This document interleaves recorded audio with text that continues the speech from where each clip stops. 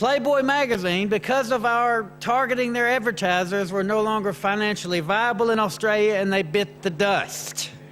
We moved here from Memphis, Tennessee. Now, I have lived here, however, for 20-some-odd years, which is how come I don't sound American anymore. And in Australia, I think we need to change a few things so our children don't grow up as desensitized as we have become. I mean, if we won't do anything about 15-year-old nude photos, are we going to wait till they're 12? Jay, this is a famous issue of People magazine. That's called dehumanizing pornography, portraying a woman as an animal. Where are we?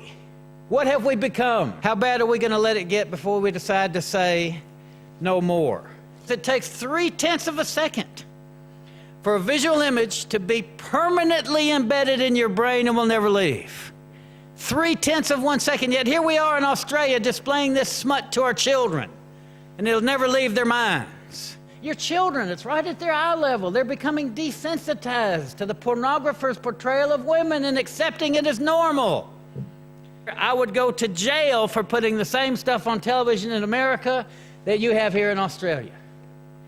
Yet we all think it's worse in America, don't we? And in that issue of Penthouse, here's an article called The Schoolgirl, Australian Penthouse. How to abduct and molest Australian schoolgirls. A how-to manual on statutory rape. This tells you how to get to masquerade as a gardener at a private girls' school and entice little girls into a motel room as a photography studio.